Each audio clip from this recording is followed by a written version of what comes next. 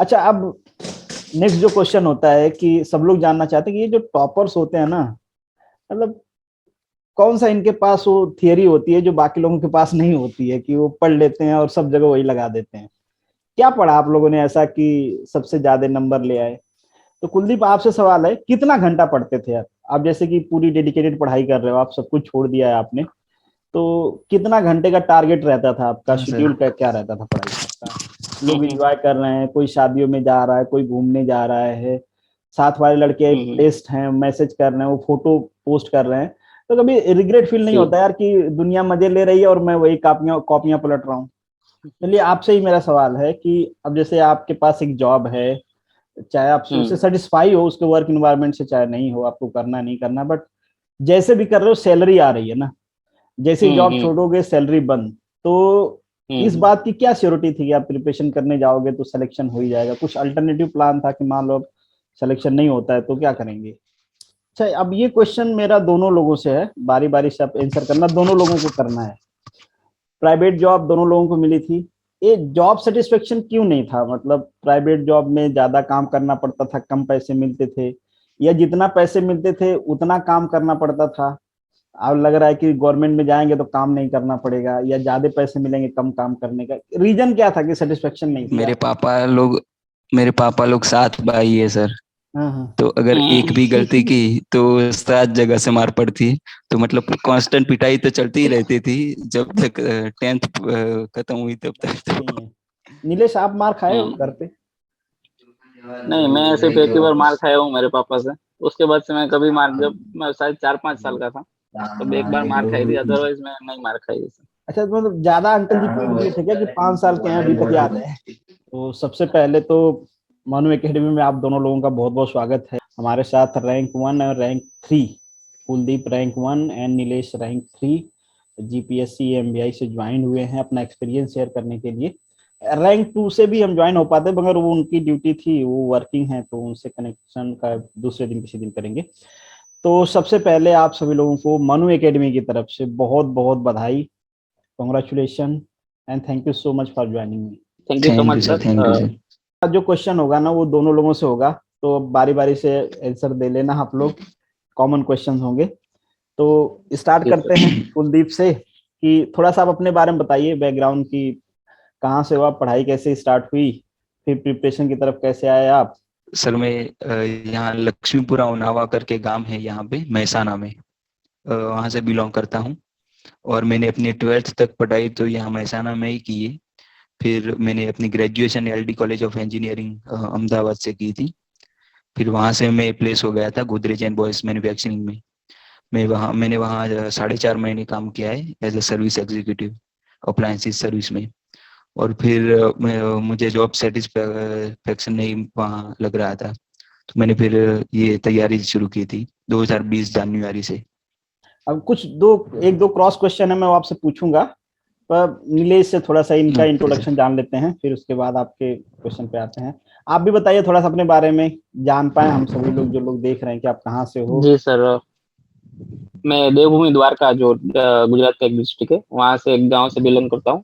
और मैंने SVNIT सूरत से 2018 में BTech in mechanical engineering complete किया।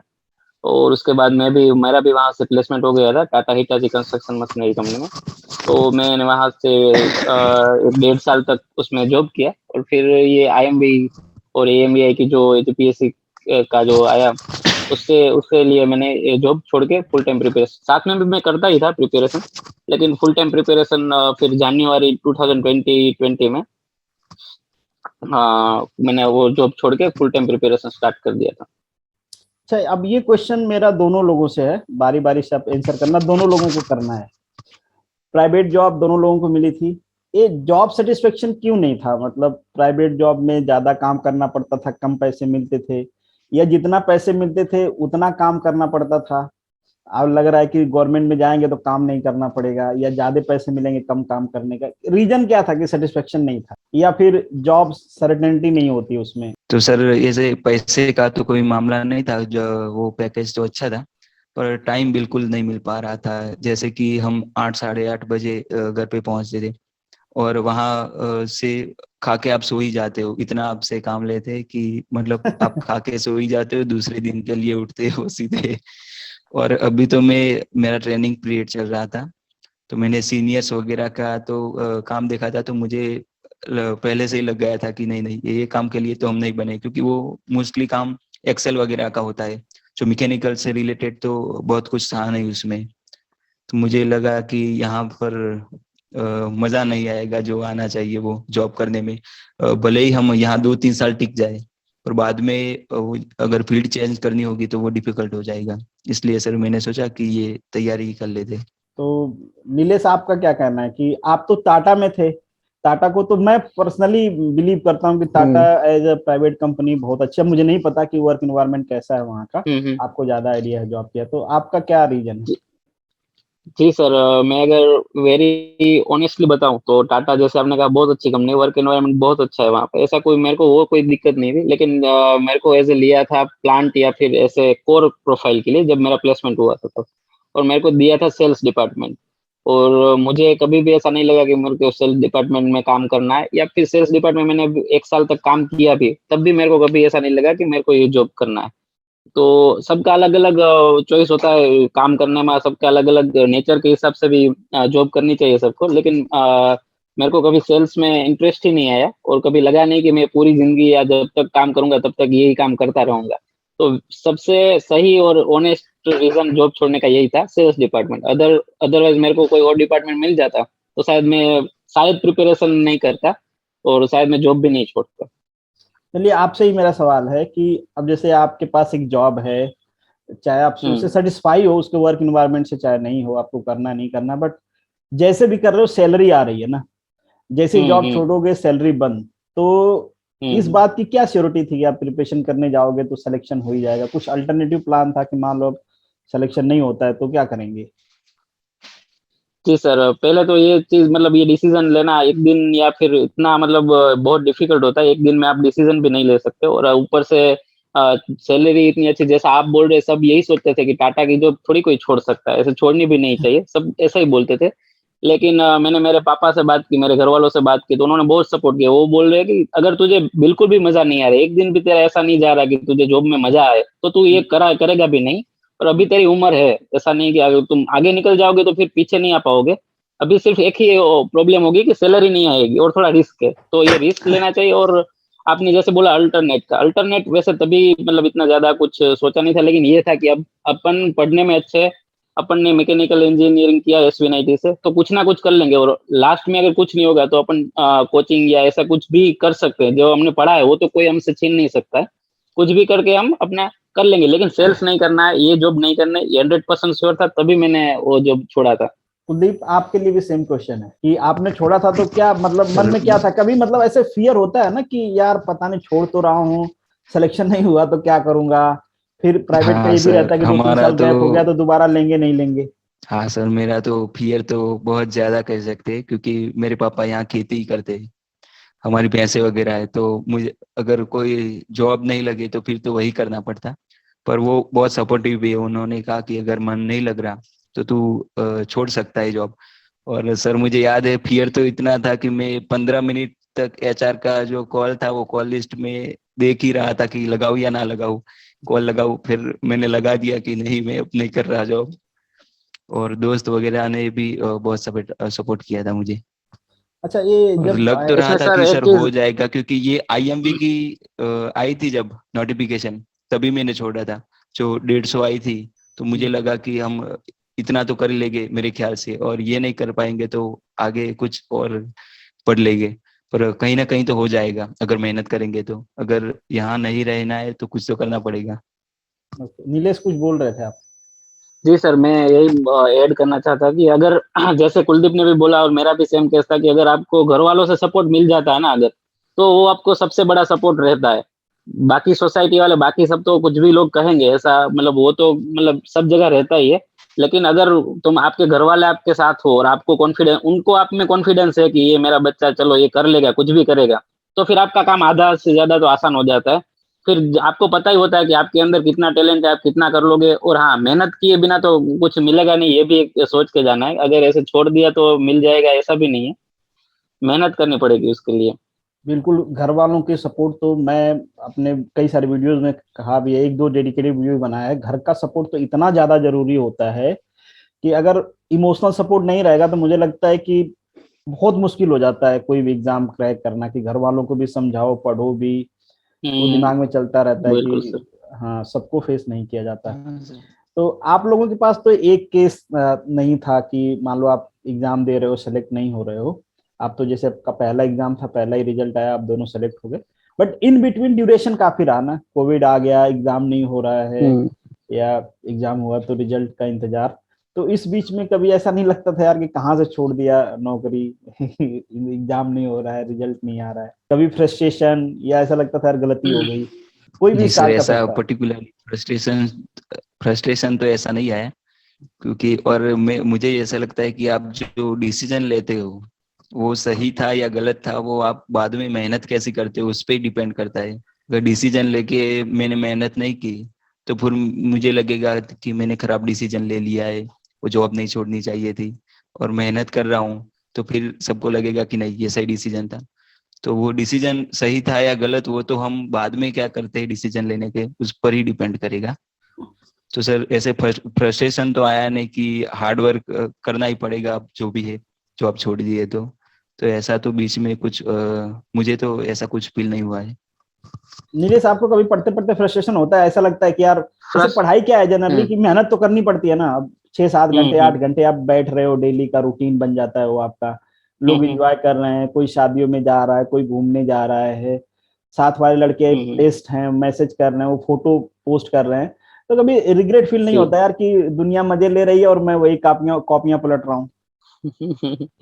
रिग्रेट सर, मेरा केस में तो जैसे मैंने आपको बताया कि मुझे वो जॉब करना ही नहीं था कोई भी सिचुएशन में, तो मुझे वो चीज का कभी रिग्रेट नहीं हुआ कि मैं ये जॉब क्यों छोड़ा। मेरे को ये चीज जरूर थी कि मेरे को लेट मिल रहा है, ऐसा ऐसा लग रहा था, क्योंकि आईएमवी आप भी जानते हैं कि आईएमवी को मतलब एक तो पहले कोविड के चक्कर में वैसे भी एग्जाम पोस्टपोन हो गए, और मतलब प्रोसेस भी काफी लंबा चला मेडिकल और वो सब के हिसाब से।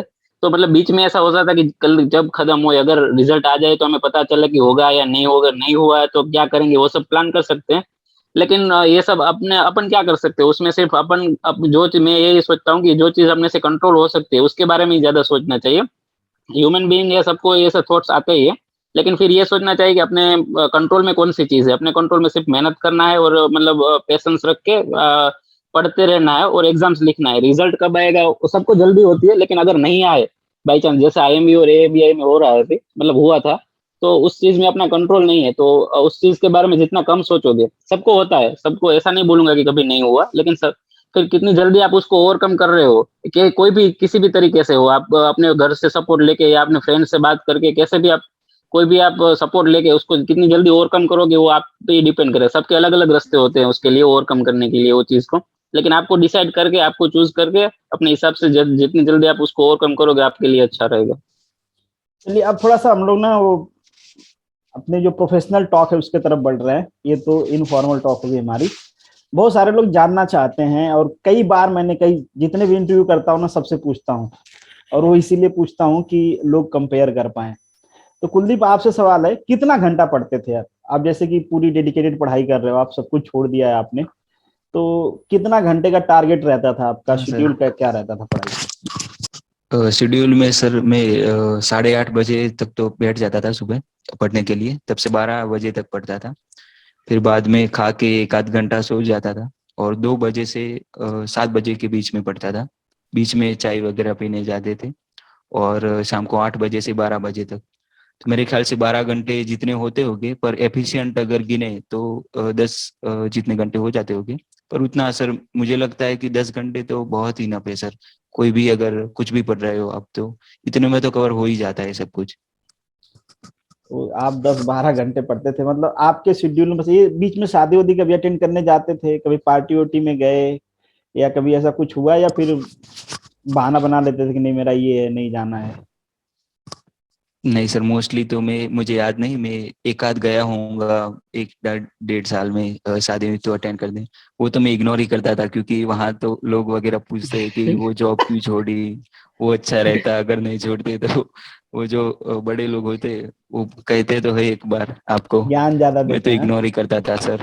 हाँ सर, मैं सर घर घर ही रहता था, पढ़ता ही था। ओके, तो आप घर पे प्रिपरेशन कर रहे थे या कहीं बाहर थे, जैसे गांधीनगर, अहमदाबाद नहीं सर, या? गांधीनगर था, पर जो ये लॉकडाउन का पीरियड था उसमें हम्म, तो घर पे ही प्रिपरेशन की थी मैंने। और जैसे ही लॉकडाउन खुला था तब फिर से गांधीनगर चला गया था। ओके।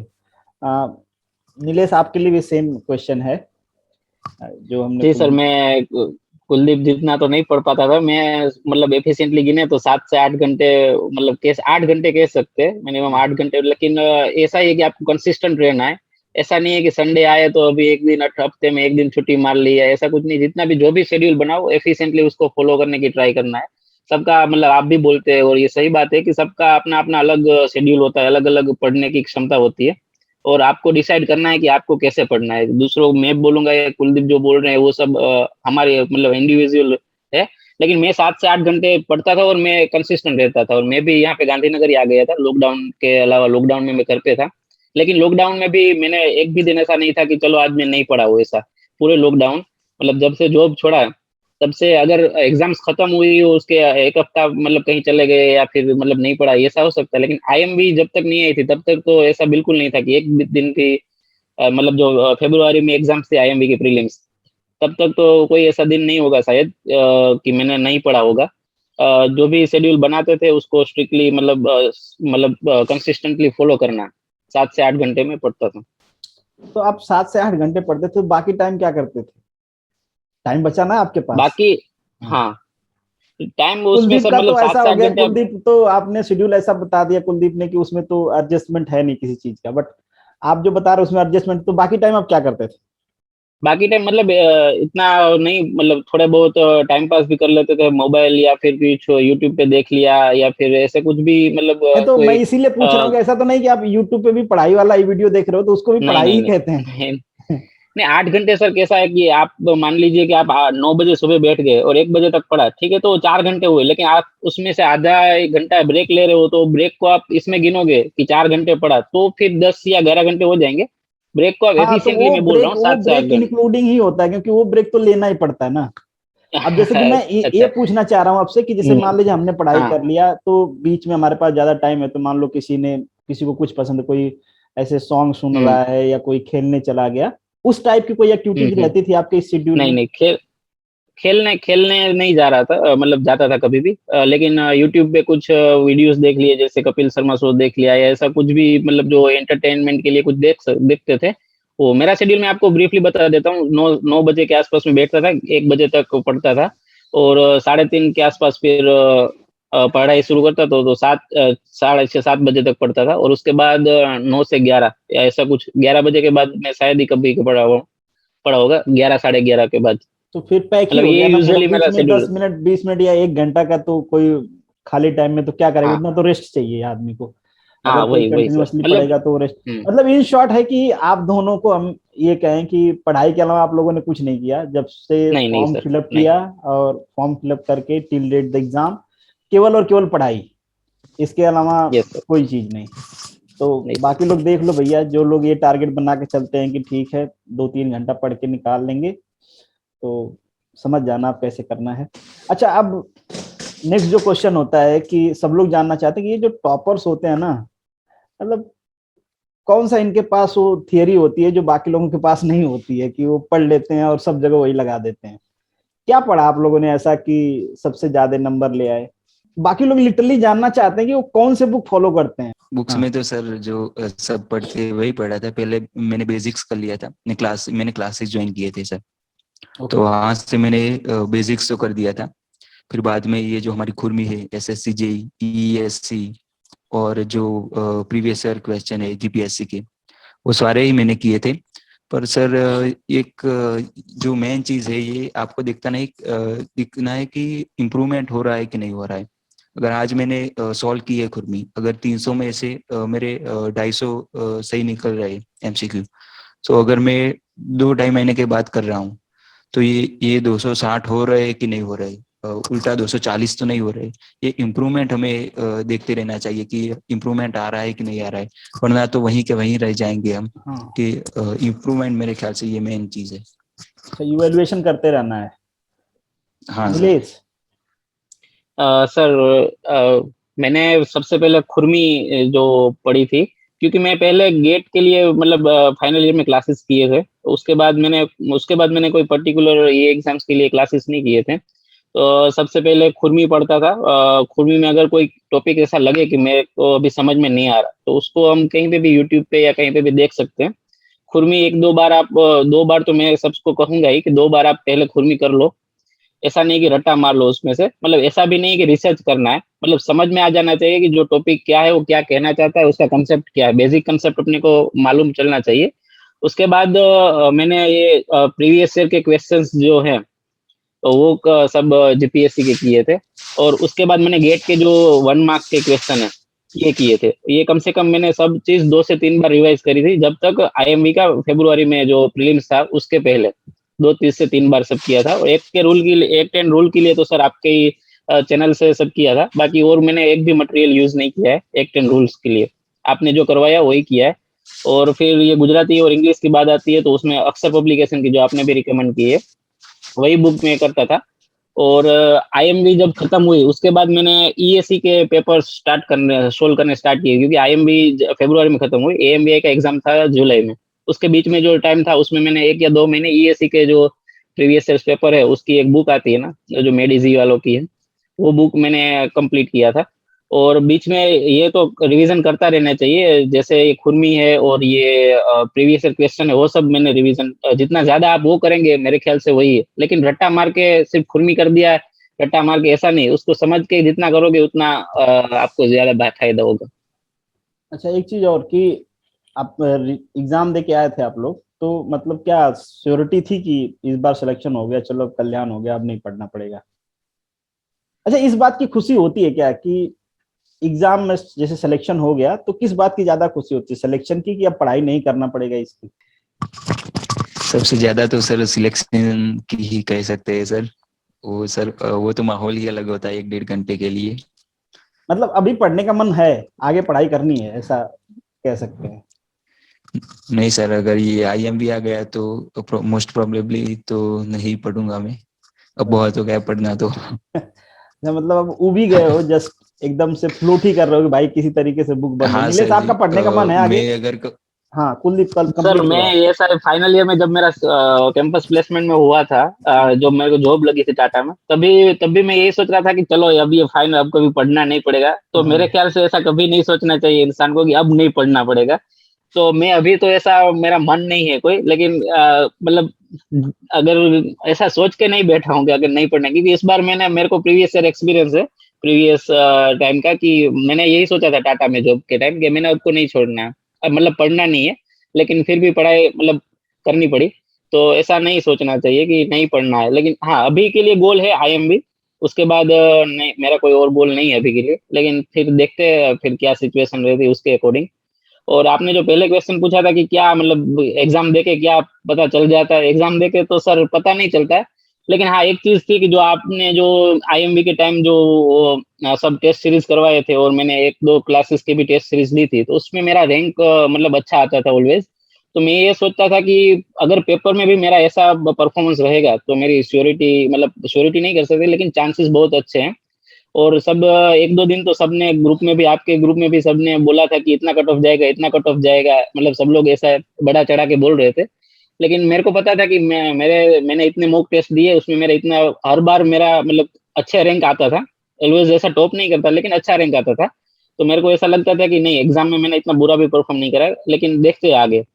तो ये चीज है। और सर पढ़ाई तो उसके बाद से अभी तक भी पढ़ाई कर रहे हैं, अभी GWSSB की प्रीलिम्स के लिए भी पढ़ा था, और फिर वो सब भी आ रहे हैं तो उसके लिए पढ़ ही रहे हैं। तो जब तक सिलेक्शन नहीं हो जाता आपका, तब तक पढ़ते रहना चाहिए मेरे ख्याल से तो। कुलदीप कुछ बोल रहे थे, और कुलदीप बहुत, आज मुझे लग रहा था आपके चेहरे पे एकदम से खुशी बहुत है, तो खुश होना भी चाहिए लिटरली। बट कुलदीप, आप कुछ बोल नहीं रहे थे, सर कंटिन्यू देखिए, करिए, इससे पहले कुछ बोल रहे थे। हाँ सर मैं कह मतलब रहा हूँ कि ये एग्जाम की ये ही खुशी है गोदरेज में कि मेरा कुछ और भी है? कहीं वादा वादा तो नहीं था कि बस ये एग्जाम हो जाए इसके बाद नहीं वादा नहीं पूरा? सर, नहीं नहीं सर, ऐसा कुछ वादा तो नहीं था। हम मैकेनिकल के बंदे तो ऐसा कुछ वादा तो होता नहीं है।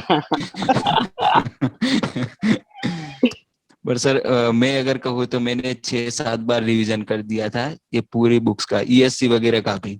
तो एआईएमबी की तो जो एग्जाम थी उसके लिए मैंने अलग से पढ़ाई नहीं की थी। जो IMV की थी वो मेरा अच्छा पेपर रहा था, मार्क्स अच्छे हो रहे थे, तो मैंने सिर्फ एक आध बार रिवीजन कर दिया था ESC का।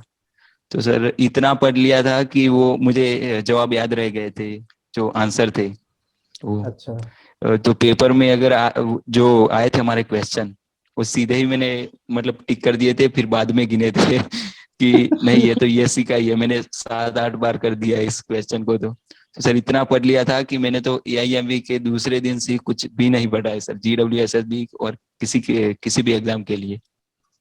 मतलब आप एकदम मेरे जैसे हो यार। मैं सोचता हूँ ना कि पढ़ाई लिखाई से कब नाता टूटे, मगर मैं जितना सोचता हूँ ना उसी में अब तो मैं ऐसी जगह फंस गया हूँ कि मैं पढ़ता ही रहता हूँ। इस चीज पे मैं और कमेंट चाहूंगा आप लोगों से। एक बड़ी डिबेट चल रही है, गर्ल्स कैंडिडेट सेलेक्ट नहीं हुई है इसमें। मतलब लड़के क्या चाहते हैं लड़कियों के साथ इतना? आप लोग कहते हो कि मैकेनिकल में लड़कियां आती भी नहीं है, जो आती हैं उनको आप लोग रिस्पेक्ट भी नहीं दे रहे हो। मतलब सिलेक्शन तो होने दो उनका। मतलब क्या कमेंट करोगे आप? नहीं नहीं सर, मैं सोचता हूँ कि अगर आप मार्क्स ला देंगे अच्छे तो फिर तो कोई कंपटीशन ही नहीं है, मतलब आप सिलेक्ट हो ही जाओगे। तो मैं गर्ल्स मैकेनिकल को के कहूंगा लड़के कि हो आप रहे हैं, मेहनत लड़के ज्यादा हो रहे हैं करें। सेलेक्ट। ये मैं आज का ट्रेंड नहीं बता रहा हूँ, पूरा GPSC का जब से एग्जाम हो रहे हैं ना, सारे ट्रेंड आप निकाल लो, ठीक है? तो आपका ओपिनियन बस मैं पूछ रहा हूँ, ऐसा कोई कंक्लूजन नहीं है। मतलब किसी भी एग्जाम में देख लो, एक दो लड़कियां आती हैं, नहीं तो एकदम से गायब ही रहती हैं। मतलब आपको क्या लगता है क्या रीजन है? लड़के सेलेक्ट हो सकते हैं तो लड़कियां क्यों पीछे रह जा रही है? आपको कुछ सर तो इसमें लगता? सबसे पहले तो मैकेनिकल ब्रांच मतलब जो ऑप्ट करेगा 12th के बाद, वो इसमें लड़कियों की संख्या पहले से ही कम रहेगी, क्योंकि इसमें मतलब मैकेनिकल मतलब ज्यादातर सॉफ्ट फ्लोर या ऐसा काम सब लोग समझते हैं। और ऐसा बिल्कुल मतलब ऐसा काम रहता है कि मतलब मोस्टली इंडस्ट्री वगैरह में देखेंगे। और 12th के बाद कोई ऐसा सोच के बिल्कुल नहीं आता, क्योंकि मैकेनिकल की वैकेंसीज भी सरकार में बहुत कम रहती है। तो कोई ऐसा इतना बड़ा रिस्क नहीं लगा कि 12th में मैकेनिकल इंजीनियरिंग कर लिया और 12th के बाद और फिर गवर्नमेंट एग्जाम्स की प्रिपरेशन करनी है। कोई लड़कियों को अगर मतलब अंदर से ऐसा है कि मेरे को मैकेनिकल इंजीनियर बनना है, तो वो ऐसे लड़कियां बिल्कुल ये स्ट्रीम ऑप्ट करती है। और लड़के की तादाद में आप देखेंगे लड़के कितनी है और उसके सामने लड़कियां कितनी एग्जाम्स दे रही है, वो भी बहुत लड़कियां भी बहुत गिनी चुनी लड़कियां एग्जाम्स भी दे रही हैं। और स्वाभाविक मतलब जो नेचुरल बात है सर कि अगर कम लड़कियां एग्जाम्स देगी तो फिर उसके हिसाब से मतलब कम सिलेक्शन के भी चांसेस भी कम ही रहेंगे उनके। और जो अभी GPSC का जो ये रूल है कि 10% तक ही मैक्सिमम रिलैक्सेशन देना है, तो इस वजह से मेरे ख्याल से लड़कियां सिलेक्ट नहीं हो रही है सर, क्योंकि उनका मतलब बहुत अच्छा, आपके ब्रांच अटेंड भी में बहुत कम करती है। आप जब कर रहे थे बीटेक, कितनी गर्ल्स कैंडिडेट थे? सर मेरा 240 का स्ट्रेंथ था मैकेनिकल में, SPNIT में बीटेक के लिए, उसमें से 4 लड़कियां थी सर। चार। कुलदीप आप में? सर 150 थे हम D2D लेके, उसमें से एक लड़की थी सर। मतलब एकदम से ये कोई रेशियो ही नहीं बनता, हाँ? तो फिर अब हाँ में सर। भी लड़कियां कम आती हैं तो ऑब्वियसली कम्पिटिशन, मगर उनका सिलेक्शन होना चाहिए। ये कई रीजन है मुझे लगता है, जो आपने नीलेश ने कहा 10% वाला, अगर वो नहीं रहता तो जो एक दो है उनके लिए तो फिर कंपटीशन ही नहीं रहता। एग्जाम दो, सिलेक्शन लो, ऐसा हो जाता। बट खैर जी कोई नहीं। सर, जी सर। अब लास्ट क्वेश्चन है हमारा दोनों लोगों से कि एज ए टॉपर इतना सारा एक्सपीरियंस है, आप लोगों ने सब कुछ पढ़ लिया, जितना आपकी ये जो प्रिपरेशन की जर्नी है, अगर उसको आप कंक्लूड करके आपके कंक्लूजन के हिसाब से कुछ गाइडेंस देना चाहें कि पढ़ते टाइम किन बातों का ध्यान रखना चाहिए, किन चीजों को अवॉइड करना चाहिए, कैसे प्रिपरेशन करना चाहिए, कौन सी प्रैक्टिस सही रहती है प्रिपरेशन करते टाइम, कोई भी आप सजेशन देना चाहते हैं स्टूडेंट्स को, तो दैट विल हेल्प। कि खुद पे एक्सपेरिमेंट करें, उससे अच्छा आप बताओ कि इस तरीके से करो तो ज्यादा अच्छा रहेगा, या आपने कोई नया इनोवेटिव तरीका निकाला हो कि इस तरीके से चीजें याद रहती हैं, या इस तरीके से प्रैक्टिस करना, रिवीजन करना अच्छा रहता है। सर ऐसा मतलब मैं यही कहना चाहूंगा कि पहले आप कंसेप्ट क्लियर करके फिर आप पढ़ाई करें। मतलब रट्टा मारने से जितना कम हो सके उतना कम करें। और ऊपर से सेकंड चीज ये कि मैं ऐसे सजेस्ट करूंगा कि आप हफ्ते में 5 दिन पढ़ो और 2 दिन रिवीजन के लिए देखो। जो 5 दिन आपने पढ़ा ना, वो 2 दिन के लिए रिवीजन करो। अगर आप रिवीजन नहीं करेंगे ना, तो 5 दिन जो पढ़ा ना वो सारा वेस्ट है, कोई काम की चीज नहीं है। अगर आप खुरमी पढ़ेंगे, आप प्रीवियस ईयर क्वेश्चन करेंगे, गेट क्वेश्चन करेंगे, ESE क्वेश्चन करेंगे, कुछ भी करेंगे, अगर आप रिवीजन नहीं करेंगे ना, तो मेरे खुद से एक्सपीरियंस से आप बता रहा हूँ, तो मैंने एक बार खुरमी पूरी पढ़ ली, उसका टाइम से रिवीजन नहीं किया था। मतलब 2-3 महीने बाद वापस से खुरमी पढ़ना स्टार्ट किया तो मुझे ऐसा महसूस हो रहा है कि मैं फर्स्ट टाइम पढ़ रहा हूँ। उसके बाद मैंने ये डिसाइड किया कि जो भी पढ़ूंगा उसका विद इन 10 डेज तो मिनिमम रिवीजन करना ही, क्योंकि 5-7 दिन से ज्यादा आप बाद उसको पढ़ोगे ना तो आपको वो जीरो हो जाएगा। अगर आप विद इन 5 डेज के बाद ऐसा रखोगे कि 5 डेज के बाद 2 दिन रिवीजन करेंगे, तो आपको ज्यादा इफेक्टिव मेरे ख्याल से रहेगा। तो मैं सबको थोड़ा ऐसा सजेस्ट करना चाहूंगा कि आप रिवीजन पे थोड़ा ज्यादा भार दें, और जितना पढ़े, चल एक एक चैप्टर नहीं हुआ कोई बात नहीं, वो चलेगा, लेकिन जो 10 चैप्टर की है उसको 10 को रिवाइज करके पढ़े। और जितना जल्दी आप उसका रिवीजन करेंगे ना, जितना ज्यादा आपको बेनिफिशियल रहेगा। कुलदीप, आपका क्या ओपिनियन? सर मेरा ये ओपिनियन है कि आपका पहले तो प्लान अच्छा होना चाहिए, आपको पता होना चाहिए कि आप कर क्या रहे हैं। फॉर एग्जांपल अगर बता दूं तो मैंने शुरुआत की थी जब, तो मैंने पहले ही दिन से वो एक चिट बना दी थी कि कितने मार्क्स में अटेंड करना चाहता हूँ और आईएमवी में। और तब तो ओवर एम्बिशियस लगता था वो गोल, पर मतलब वो नजदीक ही है मार्क्स भी। तो पहले आप प्लान बना दीजिए और हर रोज का शेड्यूल हर रोज फॉलो करना है। ऐसा नहीं कि आज नहीं पढ़ लिया तो चलेगा। मैं आपको बताऊं तो मैं ये 3 स्लॉट में पढ़ता था, तो एक भी स्लॉट मैंने बर्बाद नहीं किया है, ऐसा कहूँ तो भी चलेगा। मैं मतलब अगर सुबह का शाम का हर रोज आप मेहनत करते रहेंगे तो आपका ये एनवायरनमेंट बन जाएगा। आप अगर नहीं पढ़ोगे तो आपको मतलब अंदर से ऐसा होगा कि नहीं यार मैं कुछ गलत कर रहा हूँ। तो आप एक भी दिन वेस्ट ना करें, एक भी स्लॉट वेस्ट ना करें मैं कहता हूँ। और आपका प्लान जो हो वो क्लियर होना चाहिए। मतलब जब तक आपका आपने जो डिसाइड किया है वो खत्म ना हो तब तक आपको रुकना ही नहीं है। मेरे मतलब कि आपने अगर ये शुरू किया है कि आज मैं ये चैप्टर खत्म करके सोऊंगा, तो वो मतलब खत्म करके ही सोना है। चाहे जितने भी घंटे हो जाए, अगर कम घंटे हो जाए तो भी ठीक है, ज्यादा हो जाए तो भी ठीक है। मतलब जो अपना प्लान है वो फॉलो करना है सर, मतलब बेसिकली। टारगेटेड स्टडी करना है, टारगेट बना के पढ़ना, आप हाँ दोनों का सर। सजेशन यही है। हाँ सर। तो चलिए नीलेश एंड कुलदीप, आप दोनों लोगों का बहुत बहुत आभार। होप सो कि आप लोगों को टेलीग्राम पे भी मैसेज आए, और उम्मीद भी किया जाता है कि आप दूसरे लोगों का हेल्प करोगे, मतलब फॉर देयर सेटिस्फेक्शन। तो बाकी लोगों से ठीक मेरी सर। यही रिक्वेस्ट है कि इनका पर्सनल मैसेज ना मांगे कि ये मेरे गांव से हैं, उनका नंबर दे दीजिए, ये मेरे विलेज से हैं। हम्म। आप दोनों टेलीग्राम पे हैं तो आप लोग कन्वर्सेशन कर लेना, पर्सनल डिटेल के लिए रिक्वेस्ट ना करें। हाँ कुलदीप, नीलेश कुछ बोल रहे थे आप? हम सभी एस्पायरेंट आईएमवी और एआईएमवी के तरफ से आपको थैंक यू कहना चाहूंगा, जो आपने काम किया है सर हमारे लिए, जो आपका अप्रोच है जो एकदम फिलांथ्रोपिस्ट, तो उसके लिए सर थैंक यू सर। बहुत बहुत और आभार। मैं भी सर, मैं तो आपसे मतलब आपसे ही पढ़ता रहा आया हूँ जब से ये एपियन रूल है, और वो कहीं से और से कोचिंग भी नहीं किया है। तो एक टेस्ट सीरीज भी आपकी दी है, और इंटरव्यू भी मैंने आपका एक मॉक इंटरव्यू भी आईएमवी के लिए दिया था। और एक बार पर्सनल आपसे मिलने के लिए, मिलने का भी मौका मिला, तो बहुत बहुत धन्यवाद सब चीज़ों के लिए। और फ्यूचर में भी अगर कहीं पे हम आपके काम आ सकते हैं या किसी भी के काम आ सकते हैं, तो हमारे लिए वो अच्छी बात होगी। नहीं, बिल्कुल बिल्कुल, काम तो आप लोग आओगे ही, क्योंकि आप ऐसे सर्विस में जा रहे हो, कभी इनका भी जरूरत तो पड़ेगा ही। हाँ बट नहीं सर, डेफिनेटली डेफिनेटली सर। कभी ऐसी डिमांड तो, मैं तो एटलीस्ट किसी से ऐसी डिमांड कभी नहीं करना चाहूंगा जो कि थोड़ी सी हटके हो या फेवरेबल हो। बट डेफिनेटली अगर जेन्युइन वर्क रहेगा तो आप लोगों से कांटेक्ट जरूर जी सर, करेंगे। जेन्युइन, हाँ। ठीक सर। और श्योर सर। मिलने का तो जैसे हमने भी डिस्कस किया, सब लोगों को मैं एक चीज बता दूं कि पहले हम लोग डिस्कस कर रहे थे, रिकॉर्डिंग नहीं हुआ, तो अब दोबारा से वही चीज डिस्कस कर रहे हैं। तो जैसे हमारी बात हो रही थी कि हम लोग मिलने की कोशिश करेंगे, तो चूंकि अभी रिकॉर्ड हो रहा है तो इसलिए मैं रिपीट कर रहा हूँ। तो मिलेंगे, जब आप लोग बता रहे थे ना कि डॉक्यूमेंट वेरिफिकेशन के टाइम पे आते हैं सारे लोग, फिजिकल डॉक्यूमेंट वेरिफिकेशन डिपार्टमेंट के लिए। हाँ सर। डिपार्टमेंट के लिए, तो जब भी प्लान होगा वो हो या फिर आपकी ज्वाइनिंग हो, तो मैं आऊंगा आप लोगों से मिलने। तो वहां पे एक बढ़िया सा वीडियो बनाएंगे सारे लोग एक साथ बैठ के, गपशप करेंगे। वैसे तो मैं सबका इंटरव्यू करना चाहता हूँ, सबके बारे में जानना चाहता हूँ, बट वही होता है कि, और वो सारे कंस्ट्रेन है, टाइम का भी कंस्ट्रेन है। बट जितने लोगों का हो पाए उतने लोगों का अच्छा है। तो अब हमारा लास्ट ही सेशन चल रहा है, तो आप दोनों का बहुत बहुत आभार। अब बहुत हम्बल हो आप दोनों लोग। नीलेश से तो मैं पर्सनली मिला हूँ, कुलदीप को तो देख के ही लग रहा है कि ये बहुत अप्रोचेबल नहीं लग रहे हैं कुलदीप। ऐसा बिल्कुल लग रहा सर। है कि हाँ हाँ। सर, नहीं यार, वो आपका नीलेश जो, तो मिले हैं मुझे तो उसको पता होगा।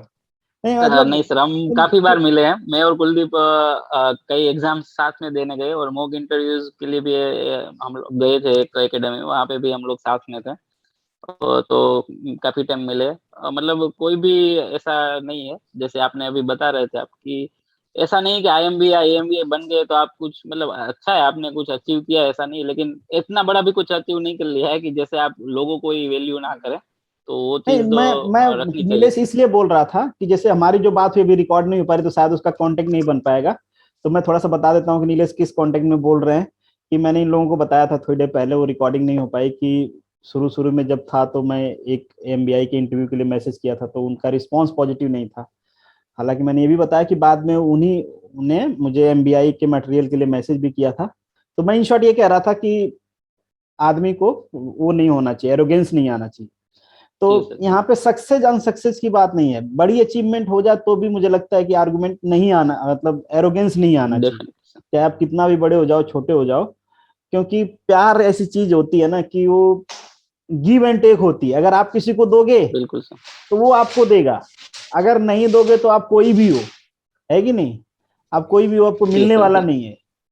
आप दोनों लोगों को देख के, जैसे मैं कुलदीप के बारे में कह भी रहा था कि इतना कुलदीप अप्रोचेबल लग रहा है ना, जैसे लग रहा है कि नहीं होता है कि क्या, मैं एग्जैक्ट वर्ड नहीं मिल रहा है कि बहुत सर प्यारा बंदा, ये मतलब स्वीट इंटरव्यू का सी ये स्माइल। घंटा तो ये सर सबसे ज्यादा फॉर्मल होगा मेरा ये कन्वर्जेशन। और नहीं फॉर्मल ही रहते हैं सारे कन्वर्जेशन, मतलब बात ही ऐसे करता हूँ मैं। हाँ एकदम, स्माइल भी एकदम बच्चे जैसी है, क्यूट सी, ऐसा लगता है ना कि हाँ, कि अब मतलब अब मान लो, मुझे ऐसा लगता है कुलदीप पर्सनली कि अगर मान लीजिए आप बन गए, एमबीआई बन गए, तो आप किसी को डांटोगे भी तो उसको समझ में नहीं आएगा कि ये गुस्सा हो रहा है या फिर सच में गुस्सा है या नहीं है। इतना अप्रोचेबल है आपका फेस। हाँ सर, गुस्सा में मोस्टली नीलेश तो होता है भी सीरियस हो नहीं जा रहे वैसे। हैं, बट आप तो सीरियस नहीं हो पा रहे हो, तो प्रॉब्लम नहीं होगा लाइफ में। नहीं, मेरे ख्याल से मुझे लगता है नहीं, अभी तक तो आई नहीं कोई प्रॉब्लम। तो मतलब आप किसी को देखते डांट हैं रहे हो, आगे क्या वो होता सुन ही है। नहीं, उसको लग ही नहीं रहा है कि ये बंदा गुस्सा है। मोस्ट प्रोबेबली तो सर ये से डांटने अच्छा, वाला ये कुछ मुझे ही बनता ही लगता है नहीं या है। फिर आपको कहीं पे ऐसा एक्सपीरियंस हुआ हो कि आप किसी को डांट रहे हो और उसको फील ही नहीं आ रहा कि ये तो गुस्सा भी है। मतलब ऐसा कभी एक्सपीरियंस हुआ है कि मैं ही कह रहा हूँ बस। सर ऐसा हमने तो कभी किसी को डांटा नहीं है, किसी ने हमको डांटा होगा। जो घर वालों आप ने। हम तो अभी 22-23 साल हुए हैं, किसको डांटेंगे हम? छोटे बच्चे को डांट सकते हैं सिर्फ 5 साल के, उसके सिवा तो किसको डांट सकते हैं? घर में छोटे बच्चे नहीं है? हाँ आपके घर सर, में है छोटे वो बच्चे? तो सर, हाँ सर, मेरे चाचा का लड़का है, उसके लड़के। तो वो तो सर बुजुर्गों को भी इग्नोर कर देते हैं, तो हम तो क्या ही करें। अरे, अब बुजुर्ग की बात कर रहा हूँ, मैं अपना एक्सपीरियंस बताता हूँ। मेरा मुझसे बड़े भाई है मेरे, तो जब मैं उनकी कोई बात नहीं सुनता था ना, अब पता नहीं कि आज की पीढ़ी करती कि जब मैं उनकी कोई बात नहीं सुनता था, तो वो जबरदस्ती से कुछ पढ़ाई की चीजें ऐसी पूछ लेते थे कि मुझे नहीं आता था, और फिर एक बहाना मिल जाता था मारने का। या आपके साथ हुई है क्या कभी ऐसा कि कोई बड़ा हो, कुछ सर नहीं कहना माना, फिर कुछ मेरे पूछ के पीट दिया? मेरे पापा लोग मेरे पापा लोग 7 भाई है सर। हाँ हाँ। तो अगर एक भी गलती की तो 7 जगह से मार पड़ती। तो मतलब कांस्टेंट पिटाई तो चलती ही रहती थी जब तक 10th खत्म हुई तब तक। तो सब अच्छा, ये तो सब नॉर्मल हो गया है सब अभी। हाँ अभी तो, अभी के बच्चे मतलब ज्यादा डांट नहीं खाते हैं, मार भी ज्यादा नहीं खाते हैं कि हाँ थोड़ी सर। मेच्योरिटी आ गई है, लोग डांटते नहीं है। नीलेश, आप मार खाए हो घर पे? नहीं, मैं सिर्फ एक ही बार मार खाया हूँ मेरे पापा से। उसके बाद से मैं कभी मार, जब मैं शायद 4-5 साल का था तब एक बार मार खाई थी, अदरवाइज मैं नहीं मार खाई ऐसे। अच्छा, तो मतलब ज्यादा अंकल जी पीट दिए थे क्या कि 5 साल के हैं अभी तक याद है? हाँ, बहुत ज्यादा पीट दिया था मेरे को।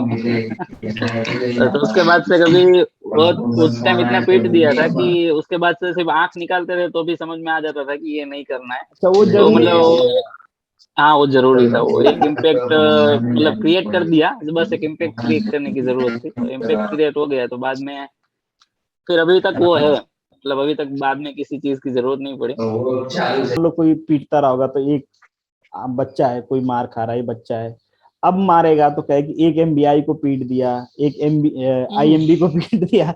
अब तो वो फीलिंग आएगी ना कि मतलब 3 स्टार को पीट रहे हो पापा, आप मतलब 3 स्टार को पीट रहे हो, आपको दिख नहीं रहा है? एमबीआई का तो अभी मतलब रिजल्ट नहीं आया सर, तब तक कुछ नहीं बोल सकते। हाँ, एमबीआई जरूर बन गए हैं अभी। लेकिन ऐसा पापा मम्मी के सामने तो सब अभी भी बच्चे ही रहते हैं। और मैं और कुलदीप की तो शक्ल भी ऐसी है कि अभी ज्यादा बड़े नहीं लग रहे, हमारी एज नहीं दिख रही है। तो मतलब बच्चे ही समझेंगे हमको तो। चलिए, थैंक आभार यू आप सर, लोगों का धन्यवाद। ज्वाइन करने के लिए।